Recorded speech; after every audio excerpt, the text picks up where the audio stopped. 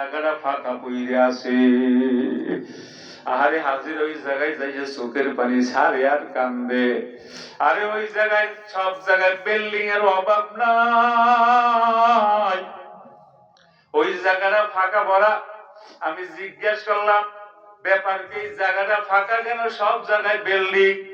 তখন এক আল্লাহর বান্দা বলল সত্য মিথ্যা আল্লাহ পাক জানে, আমি ভালো জানি না। আল্লাহর বান্দা বলল হুজুর এই জায়গায় বিল্ডিং বানাবার জন্য মেশিনারিও আনছিল, কিন্তু যতই মেশিনারি আনে কাজ করে না।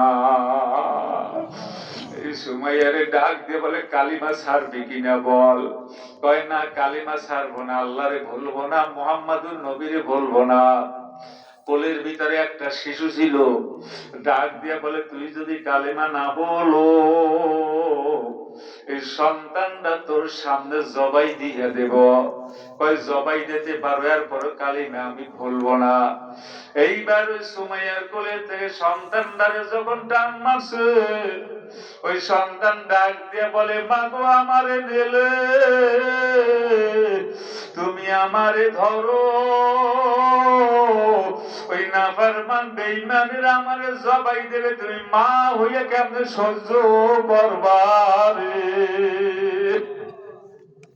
এরপরও কাফের বেঈমান নির্দয় মায়া হয় না, সুমাইয়ার কোলে থেকে শিশুটারে নিয়ে মার সামনে জবাই দিয়া দেয়। সুমাইয়া চোখের পানি ছাড়িয়া কান্দে, কিছু বলার ভাষাও নাই। আর যখন নাকি সুমাইয়ার চোখে পানি দেখছে, ওই কাফের মনে করছে এইবার যদি মনটা মনে হয় নরম হইয়া গেছে, এইবার দেখি কালেমা বলে কিনা। এইবার সুমাইয়ারে ডাক দিয়ে বলে সুমাইয়া বুঝছি এখন কালিমা ছাড়বি, জলদি কালিমা ছাইরা দে। সুমাইয়া ডাক দিয়া বলে ওরে কাফের, আমারও জবাই দিতে পারো, আমি কালিমা ছাড়বো না।